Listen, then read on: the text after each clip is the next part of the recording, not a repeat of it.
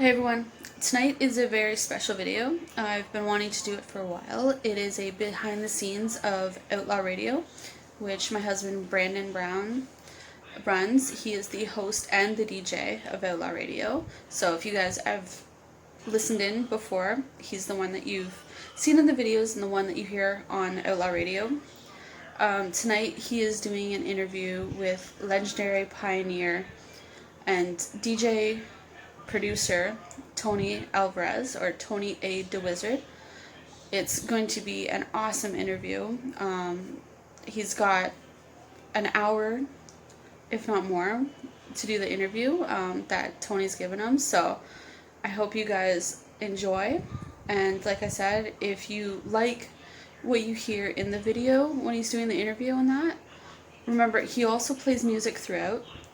It's just for 15-20 minutes or an hour, like there is tonight. He does an interview with national artists and some up-and-coming artists to kind of give them that little push to help them out. So hope you guys enjoy, and I will put the link in the description for Outlaw Radio if you feel like you want to check it out, or if you know someone that will enjoy the music and the interviews, let them know. Like I said, description in the bottom. So check it out, and hope you guys enjoy. Bye. None other than the pioneer of all DJs, West Coast DJ and producer Tony A. the Wizard. How you doing tonight, brother? Oh, brother, I'm blessed, man. Thank you for having me on. You're most certainly welcome. It's an absolute honor for me to have you on. As you saw by quite a bit of my posts, you're one of my favorite DJs, so this is an absolute honor to have you up on Outlaw Radio. Thank you. Really appreciate that, man. Appreciate the love. I appreciate you for coming on. I know you're a busy guy, so I'll get this interview started. How old were you when you got into the music industry, and what made you get into it? Well, that's kind of a long story, but I got into the music industry when I was 21 years old. But keep in mind, I've been DJing since junior high. Today they call it middle school. I pretty much started DJing when I was at the age of 12 and 13 years old. But when I got into the music, like I said, that was a long story leading up to that. I got my first record deal at the age of 21. Oh, damn. So, I guess what made me get into it was I started DJing for, like I said, school noon dances in my junior high school. At the time was one junior high, and soon after that I began to do proms for my high school, band high school in the city of Wilmington. And I joined a mobile DJ group called Split Image from the city of Carson, out here in Carson, California. And I always did it for the love of it. I never did it to get paid. I never thought I could ever make money for doing something that I love, to be quite honest. Even though I look back at a lot of these DJs were pretty much using me to DJ the whole night. They would pay me like $50 and probably like an amateur special at the end of the night, And but I just did it for the love of it, So I DJed, and eventually got into producing. So. Man, that's actually a crazy story. It sounds like a lot of heartache and a lot of willpower, but you did it, man, and you became one of the biggest DJs out there. You work with so many of the greats, and we're going to get into that. But when you going back to when you said you were doing high school dances, back in the day you were doing doing DJ house parties and, like you said, school dances. Looking back at that now, did you ever think you'd be such a legendary household name? No, never. Even now, I don't even think of myself as that. I was raised in a Mexican family. Both my parents are from Mexico, and even though when they came over here, I was born here. I lived in the city of Compton until I was 9, and we moved to the city of Wilmington, where I still live. But I always did it because I loved it. I never thought, like I said, one day somebody would call me or consider me, a legend or anything of that sort. I just did it because I loved it, and people always ask me, why?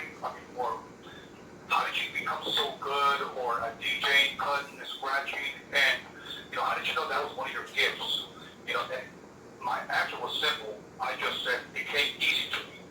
It was some people learn to get good, and some people are just naturals at it. I believe that I was a natural at it because I had a brother that was a DJ, and I thought he was pretty good. But as soon as I started learning, I surpassed him, like quickly. And I began to impress other DJs when they began to hire me. I'll be honest with you, I was wondering, like, why they hire me? Aren't you a DJ as well? And the way I kept the crowd rocking, the crowd entertained, they were just telling me, what songs to play, what people want to hear, what time to play them. It's not all about playing the new songs, but it's about playing the good songs that keep the crowd out there dancing. You know how to blend. I learned how to blend records, one record into another before I ever learned how to scratch. And that's one thing that I wanted to learn how to blend first, and I started DJing. I would say house parties, weddings, quinceañeras, and I even DJed divorce parties, several of them. And people just loved the way I played. I just always loved DJing, man. But I never did it for a name. As a matter of fact, I didn't even have a name back then. I was just going under whatever mobile DJ group I was with. There was one called System 5. There was another one called Champagne Attractions, and there was another one called Split Image. These are all mobile DJs that would take their systems to people's houses, people's clubs, or people's halls, and it might be, maybe just give me $50 and let me DJ the whole damn night. And, like I said, now when I think about it, they use me, but you know what? The practice was my thing, and I did it for the love of it. So, and soon after that, people started hearing more about me because not only was I a DJ that DJ, like what I said, house parties, etc., but I also became a battle DJ. I learned how to scratch from some of the best in the world. So. When you mentioned battle DJing, I actually had no clue that you actually battle DJ. That's actually really awesome, man. So yeah. Speaking of, I'll send you some videos. Sounds great. I'd actually love to see those. So speaking of DJing and whatnot, back in 1987, Dr. Dre asked you if you wanted to take over doing mixtapes for him. What was it like working for Dr. Dre? Well, keep in mind that when I met Dre, this was early 1987, and I only knew him from the World Class Record Crew because I was a fan. I mean, everybody was a fan, and it is funny because back then I didn't know that when I met him he was broke, but and a fan isn't a fan because the guy has money. You're a fan of his because you love his work. And I loved his work. The whole electro funk, Give Me Some Juice, Dr. Dre Surgery, everything that he did, the live, the cash bags that he did for the World Class Record Crew, I loved.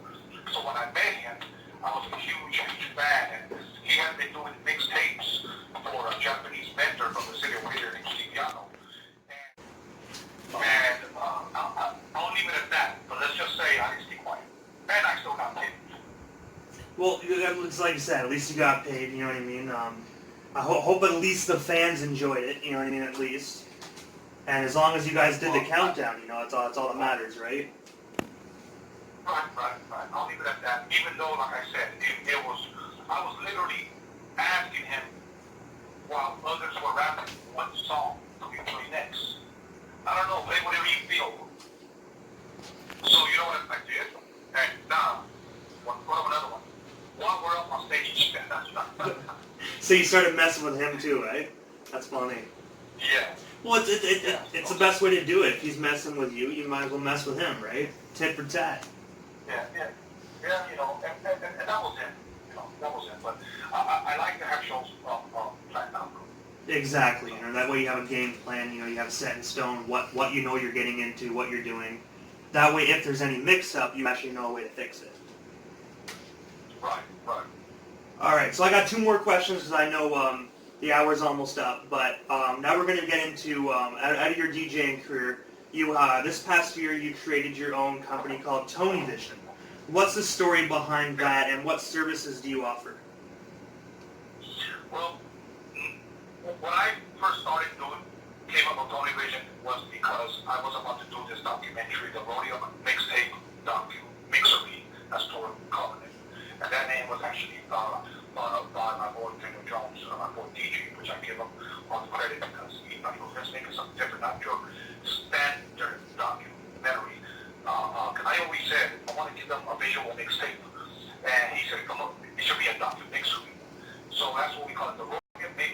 documentary based on Steve Gatto, the swamp inventor, the Japanese swamp inventor from the city of Whitaker. Okay? So I came up with Tony Vision because that was going to be my company's name for me filming and me directing. I started out by doing videos, and that didn't last too long because, see, today, you got guys that are doing their videos on their fucking new, iPhone and posting it up, telling people on Instagram, check out my new video. It was your fucking phone, bro. And they don't want to pay what a real company is asking for. For example, when we did the I'm Not Your Puppet video, that was a $25,000 video. That was a piece of shit. It was a black and white movie. It was some old Godzilla movie. I did like it. We didn't like it back then, and we don't like it now. That was $25,000. Jesus Christ. I was charging $2,500. $2,500 for a 4K video. 2 cameras, 2 different angles, and a drone. Okay? And here's how people try to twist your arm into doing their video for $200 to $300. They say, man, you're going to charge me $2,500 for 3 minutes? For 3 minutes? And here's what I said. It's not 3 minutes. These videos usually last 2 days of filming and about 3 or 4 days of editing. So we're talking about a whole week for $2,500. It's not 3 minutes. You're talking about the finished product, but it's not 3 minutes. So get your head out of your ass. And if you want to get somebody with a cheap-ass camcorder, go for it. So I stopped doing videos because of that. So now I'm just interested in doing documentaries, and eventually I want to do my own movie. That's where Tony Vision, I believe, is going to go, because it's in visuals. Today, there's no money. There's no money in music today. It's sad to say there isn't. People like to say go on all platforms and download my music. These guys are making pennies off the dollar, while iTunes and whatever other platform is making the majority, 80-90% of your money. Mariah Carey, it was said that she was streamed or downloaded 130 million streams, and she only got like a $30,000 check.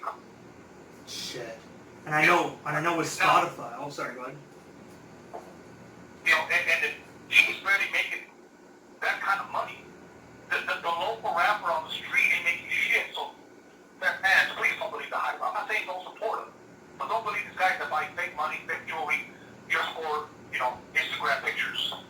They buy their followers, they buy their likes, they buy their comments. These guys have 8,000 followers, but can't sell out fucking show, can't sell T-shirts. Believe me, I've been with these guys. I know a guy, I won't mention his name. Just give you a quick example how social media has deceived many people speaking their celebrities. Just because they have 80,000 followers and they get 10,000 likes. I did a show recently where they booked this guy. This guy showed up with a huge fucking entourage, sets up an entire stand of shirts, hats, posters. Was there for 4 hours and didn't sell not one product. And you know what I really want to say? Man, whatever happened to your 80,000 followers? It's the truth. It was doing a show for $500. Nobody knows his songs. He's never ever had a song on the radio. Never ever had a record deal. So this guy must have a job at a warehouse somewhere because he needs to live. But my point is this, and I'm trying to diss these guys' hustle, but many of these guys have a wrong attitude because they think they're social media stars now. It's like they say, being famous on social media is like being rich in Monopoly. It's fake. Don't believe the hype. Believe me. It's like that story about that one girl. I don't even know her name, but she's got over 2 million followers. 2 million followers on social media, and she believed the hype. She started opening up her own clothing line. Couldn't sell 36 shirts. 2 million followers. It's over 10,000 likes, 1,000 comments, but couldn't sell over 36 shirts. I sold over 36 shirts my first week. And you know what? And what I look at it as when you mentioned buying followers. See, personally to me, a lot of people mentioned that to me as well about the radio show. Because as a lot of our listeners know, Outlaw Radio on Instagram only has 500-something followers. I won't waste my money on that shit. Because they're fake followers. The word fake, you ain't going to get nothing. See, I look at it as if you want to get famous, if you want to get big, you have to work, you have to hustle in the proper way. And if you hustle like this, you know what I mean, like reaching out to people, You know what I mean? Making shit happen. Buying followers ain't gonna get you anywhere. I got 500 followers, everyone. I'm talking to one of the best DJs ever graced hip hop. You know what I mean? And I'm honored. So that right there, what he's saying and what I'm saying is the truth. Be you, be yourself, do what you do, but don't be buying followers. Just be yourself, man. Cut the auto-tune shit out. You know, the thing is, a lot of these guys wouldn't be famous on a ballet if they didn't have social media. We got popular on the streets because we hit the streets first. I remember those shows where only maybe 10 people showed up, but we still performed. And you know what we always said? Let's just prep rehearsal. Let's go out there and give those 5, 10 people the best show ever. And then the word of mouth went on. I heard you guys busted up at one show. They never mentioned that there was only 2 people there. But they walked away and said, hey man, we heard that you guys busted up. I'm going to go to the next show. The next show was 100 people. The next show was 500 people. I performed in front of 17,000 people before, several times. You know, but that doesn't make me. But because we started from the bottom. We didn't have social media. We didn't have Google. We didn't have YouTube. We didn't have any of that. We had to win a fan one by one. Today you have social media models. All they do is just shove their G-string up their ass, take a picture, get 1,000 likes, and now to get a high, so we just spent $200. You know, if that's what you want to do, and you want to be a booty queen, go for it. You know, but let's be honest, eventually that ass is gonna sag. Okay, and then you got these girls plastic surgery and Botox and filters and Snapchat animals. And by the time you meet that perfect person, they look nothing what they look like on their social media because it's all fake. It's all fake. I'm just thankful that I got to live in an era where you literally have to meet people, shake their hands, meet your fans. Today, people just go live, smoke weed, blow smoke at the camera, drink some Hennessy, and have a girl clapping her ass cheeks. And that's what today's videos are. And I don't do that. I don't do that at all. I don't blame you, honestly. When you said, like, back in the day, when you first started doing shows for, like, 2 or 3 people, you know what I mean? The 3 famous words of the 90s that these kids should learn nowadays is word of mouth. Those 3 words, that's how you get big, word of mouth. That's how you got it as well. 2, they left, 10, you know what I mean? Every show got bigger because of word of mouth. You know what I mean? And that's the best way to do it. We live in a generation of information where everything's at your fingertips now, okay? And today it's so easy to go viral, get a gang of followers, get a gang of likes, get a gang of comments, and be social media famous. But when you go perform, let's see if all those followers show up. Let's see, today we live in a generation that doesn't pay dues, man. They don't pay dues.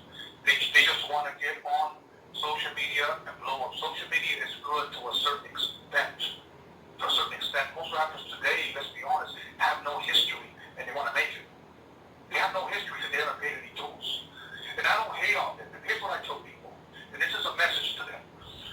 If you have a dream, I tell them to pursue it. But please have talent to back up that dream. If you don't have any talent, all you have is just a dream. That ain't gonna cut it. Because when the door opens, your talent's gotta speak for yourself.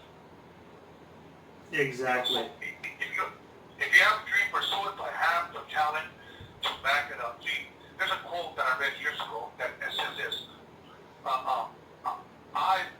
love the times, or I love the era where rappers who didn't know how to rap wouldn't. Think about that. Most definitely. Guys that didn't know how to rap wouldn't. I miss those days. Today everybody just rapping because they can rhyme cat with hat and mumble that. That they make rhymes like honestly, Dr. Seuss can be a better goddamn rapper than half of these guys nowadays. You know what I mean? Oh yeah. No, absolutely. The sad thing is, by me speaking the truth, we live in a generation where they'll label me a hater. People have to understand that we love hip hop. We just don't like where it went. Exactly. And I look at it as to all the people that are haters. If there's any mumble rapper fans that are tuning in, I'm going to say this in advance. This is not the station for you. And a lot of these, I have to address this quickly, Tony, while you're on the phone, because a lot of these mumble rappers, they're talking shit about Pac. They're talking shit about so many other rap artists, you know what I mean? But if it wasn't for those rappers, unfortunately, there wouldn't be hip-hop. If it wasn't for DJs like yourself that would do nickel and dime stuff, that would sell your tapes out of a trunk, sell your tapes at swap meets, you know what I mean? You are the definition of what paved the way for even people, you know, today. Unfortunately, hip-hop has turned into something terrible. But you paved the way for these guys, and the majority of these people don't show respect to the legends. If it wasn't for the legends, they wouldn't be here today. So if anybody listening, show your respect to Tony, show your respect to everybody else, because truthfully, you wouldn't be shit without them. Thank you. You know, and the reason why they're dissing these legends that I've already passed on, and these guys that are just like Tupac, is because they know that those guys are not here to defend themselves. So they're thinking, I'll go online, I'll say something disrespectful about a legend, and we know controversy sells. That's what they think. I'll get famous by dissing, you know, a fallen hip-hop legend. And that's kind of like what's in today. It's kind of like what's in is getting your face tattooed. Not knowing that you're probably in your mid-20s, fucking up your face, and if you make it to 50, and you're working at a warehouse, first of all, they're going to want to hire you the way you look. Okay? And I say that, I don't have nothing to get people with tattoos, believe me, because all my homies got tattoos. But if you're doing it for likes or because it's in, you know, use the wisdom, man.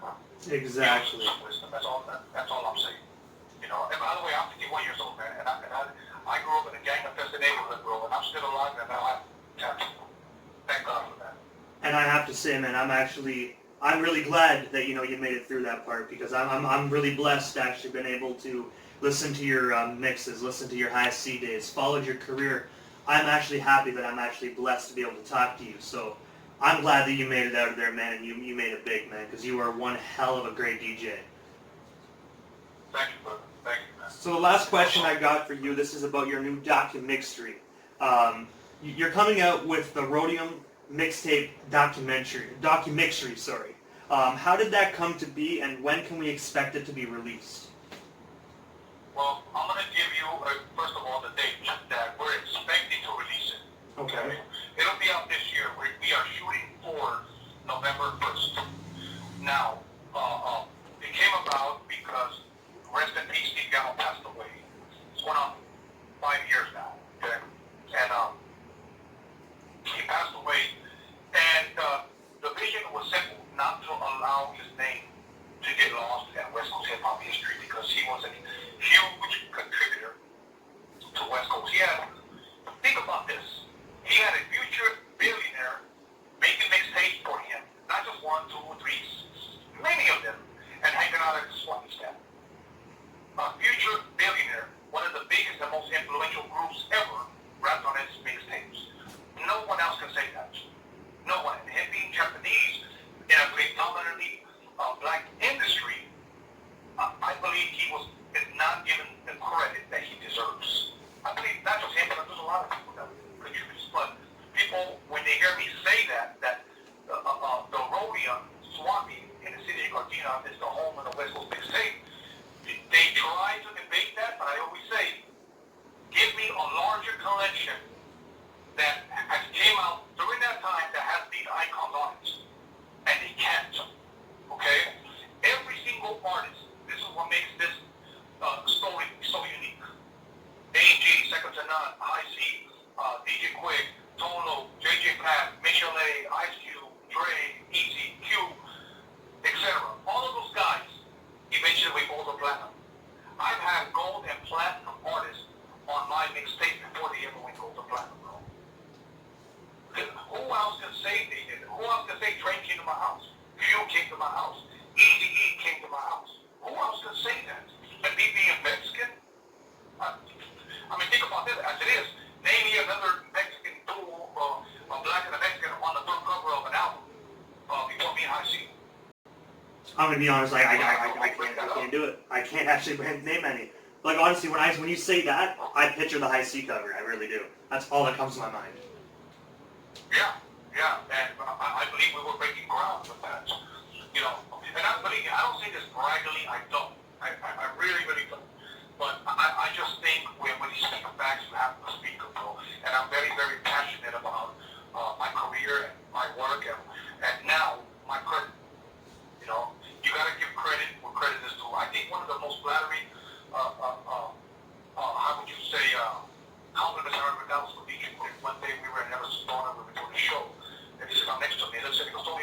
documentary this, I may never say it again, but you're a motherfucking legend, man. I looked at him and here's my response. Thanks, I just wish I had the money. So yeah, that was it. But yeah, you know, that was flattering. That was flattering, man. So yeah, but this documentary, hopefully, November 1st, is 3 hours long. Believe me, I always tell people, you will not be disappointed. You will know who Steve is. You will know his contribution to the West Coast hip hop. People ask me, do you think, and sometimes they ask me sarcastically, so you're saying that West Coast hip hop started at the Roadium? No. I clearly say no, but here's what I do say. That the Roadium Squad, between Steve Yano and his wife Susan, were a huge contributor, or should I even say a cornerstone, to West Coast hip hop, and it should never go unnoticed. Because let me tell you something. Who else are telling that the guy who did it and sold it with them, who knew this man? That's me. Because if I don't do it, some guy that doesn't know the story, some 30-year-old kid from Detroit or somewhere might just come and gather information from guys that might have heard stories and put together his own documentary. Then the truth will never really be told. So while I'm still young enough to do it, I'm putting it together. And I want to put a lid on it so nobody else comes after me again. That's why I took my time. It took me 1 year to shoot it, 1 year to edit, and that was being ready to be released. So, but I will tell you that the true hip-hop fans, when they see this, they will not be disappointed. I guarantee you, this is the type of documentary that you will watch at least 2 to 3 times. Not watch a lot of documentaries over and over. You know, as a matter of fact, I only seen Straight Outta Compton 1 time.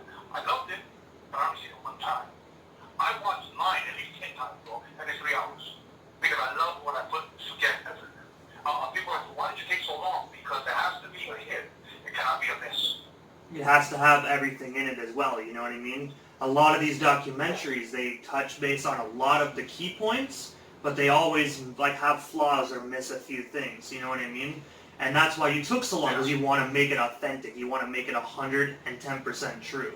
And I'd rather wait an extra year for something and get the full high quality story than, you know, get it a year early and not get all the key points. You know, let me say this. There are people behind Amazon, Netflix, Showtime, Hulu, that all have had like their little input with our documentary. Here's what they say. Well, can we rename it? Can we re-edit? Can we reshoot it? And then I'll tell you why they say that. Because these people that are in these positions, first of all, are not even from California. Many of them are about your age or a little bit older, like 30, 32. And I'm thinking, I'm talking to an individual that first of all doesn't understand California, doesn't even listen to hip-hop, doesn't know the history, and my record was out before they were even born. So I'm scratching my head, like, how do I get these people to understand that I didn't make it for you, I made it for the fans. Exactly. There are no more risk takers today. No more. Everybody just wants to follow the standard format. Here's the standard format today. They'll interview a guy for like, let's just say Eminem. They'll interview him for about 2 hours, and maybe the wrong documentary, they'll have 2 or 3 of his quotes. And I'm thinking to myself, didn't you just interview that for 2 hours? And he'll say something like, well, yeah, I remember back in the day when I used to do this documentary, it was an amazing time, and then they'll go to somebody else. I didn't do that. I stood away from that. I wanted people to share their stories. The same way you're talking to me, and the same way I'm sharing with you, people share their stories. So that's what I wanted people to get, not just a quote. I didn't want people to say, Steve was a cool dude, man, and then we go to the next guy. Yeah, you want to hear the stories. Hear the stories. Exactly. That's the best way to do it. That's one of the best documentaries, and that's why it's 3 hours long. But it's 3 hours of top-notch gold. Exactly what that is. And the name Documixtory is actually a really clever and catchy name. I like that, actually. Yeah, we had to get that license. So we kept calling it a documentary, but we had to get a license before somebody stole it. So we didn't want to come out with it yet. But now we're coming out with it. But anyways, brother, I hope that you got what you were expecting from this interview, bro, because I like to keep people happy. Honestly, it was 10 times more than I ever thought. It was an absolute honor to talk to you. What I normally do quickly at the end of every interview is I let the person that comes on the show to give thank you or give shout-outs to whoever they want to give shout-outs to, and also their social media handles. That way, if any of the listeners haven't heard you before, they can actually follow your journey and follow your documentary and whatnot. Yes, okay. Well, first of all, I want to give a shout-out to John Elkins, JD Visuals, and the reason why, because he's actually the guy for me that helped me bring everything to fruition. My main camera guy, my editor, my website guy, my t-shirt design guy, he's the jack of all trades. The next guy that has been awesome, wonderful help as well is Daniel Jones, DJ Media Clips, that's his name on Instagram. John Elkins and JD Visuals on Instagram. And my boy Boomer from Boomer Did It, he's also on Instagram, he was my sound guy. I got him Roger, my sound guy, my drone guy, who's an amazing guy. There's Terry Fujita, he's self-made drones, you can catch him also on Instagram. Now, as you know, Instagram deleted my damn account. Why, I don't know. I have close to 4,000 followers, and then here I am chatting with somebody, and then I get logged out. And now, I have no Instagram account, so I'm still fighting with them about that. But for now, if you want to reach me, you can go to my website, documixery.com. Documixery is spelled DOCUMIXERY. DOCUMIXERY.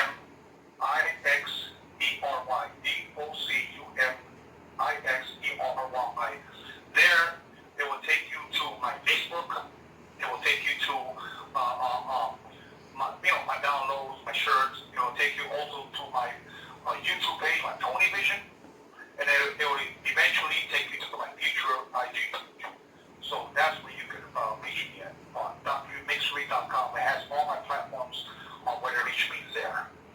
So if I left anybody out, then I apologize for leaving you out.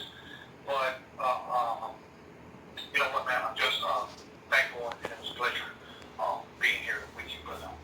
Thank you so much, Tony. Like I said before, at the beginning of the interview, you're one of my favorite DJs to ever grace the hip-hop scene. In my eyes, you're a pioneer, and in my eyes, you're a legend. And no matter what, I will always help keep the real hip-hop alive. And I want to say thank you so much for coming up live on the air and providing me with an opportunity to interview such an inspiring, upfront, honest, and an individual like yourself. I want to say thank you. It was actually surreal, and it was one of the best opportunities I've ever had. And most definitely, I'm going to say this to you, and I'm not sugarcoating it, one of the best damn interviews I've ever conducted. So thank you so much. It's all good, my brother. The pleasure was all mine. Stay blessed, stay humble, stay up, man. If anything you just hit me up. Sounds great, Tony. You have yourself a wonderful night. Stay blessed, and I'm most likely going to be buying some of your T-shirts off your website. So keep an eye out for an order with my name on it. Most definitely. All right, brother. Thank you. Have yourself a great night. Bye-bye now. But I have to say, deep down, that was the longest interview Outlaw Radio has ever done, but one of the best interviews. Shout out to Tony A. the Wizard and his entire production crew. Guys, make sure that you stay on the lookout. You hit if you look in the chat here, guys that are listening, I believe a few of his boys commented where you can check out his documixery, and make sure you guys stay on that. 3 hours long, but if you guys can't do 3 hours all at once, watch about an hour and a half, stop it, go do what you need to do, but make sure you finish it, because I'm looking forward to that. Guys, shout out to Tony A. the Wizard again for coming up on Outlaw Radio and providing us with such a awesome opportunity. Also, like I said, shout out to Daniel Jones for tuning in as well. Shout out to Graham Kent, Jacob Marcel, Derek Wilkins, Leanna, thank you so much for listening. John Elkins, the super director as they call him. Thank you so much for actually directing such an awesome kick-ass documixery. Majority of people will say, Brandon, or DJ Immortal, why are you saying it's awesome? You haven't seen it yet. And I'm like, because someone like Tony is a straight-up, honest individual, and if he produced it, I already know damn well I'm going to like it. So guys, thank you so much for tuning in, you know what I mean? Tuning into this and actually liking Outlaw Radio. If you like what you heard tonight, make sure, okay, that you subscribe to our Spreaker account. We go live every Wednesday and Friday nights. Also, Daniel Jones just commented as well. Check him out on Instagram. Okay, it's Daniel Jones, but his Instagram is called DG Media Clips. So make sure you all follow him, share his account, you know what I mean? Get it going. He rolls with the Wizard, man. He rolls with the fucking Wizard. And you cannot go wrong with Tony A. the Wizard. And you know what? I'm going to play some more High C because I'm still fucking pumped from that interview. So here it is. High C sitting in the park here on Outlaw Radio. Remember, subscribe to us. Stay tuned. We got Busy Bone coming up here in a couple weeks. We got Young Bleed coming up here in a couple weeks. And we also have Napoleon from the Outlaws coming up here in a couple weeks. And those are already set in stone. So I want to tell you guys, if you like those artists, if you like tonight's interview, make sure you subscribe to our Spreaker, like us on Facebook, facebook.com/Outlaw Radio O4L, OUTLAWRADIO, letter 4, number 4, and the letter L. Outlaw Radio O4L, guys. We're also on Instagram as well. It's spelled the same, Outlaw Radio O4L, and Twitter. All right, guys, here it is. High C sitting in the park. Outlaw Radio, let's get it. What's going on, guys? This is the owner and the host of Outlaw Radio, and I want to reach out to everybody and say thank you so much for listening tonight. We actually just surpassed our listener gap that we normally get. We went from 5,000 listeners last week to 6,000 this week. So I gotta say, guys, thank you so much for all the love and all the unconditional support. And also, shout out to Tony A. the Wizard and the rest of his team for actually coming on the show tonight. Shout out to Tony, absolute great dude. We just conducted over an hour-long interview with the man, the pioneer, one of the best DJs to ever grace hip-hop in California. Thank you so much, Tony, and thank you so much to all the Outlaw Radio listeners tonight. Like I said, guys, 6,000 listeners on tonight's show. Thank you so much, guys, and it means so much to actually see my creation and my vision grow so much. This is DJ Immortal, guys. Thank you so much.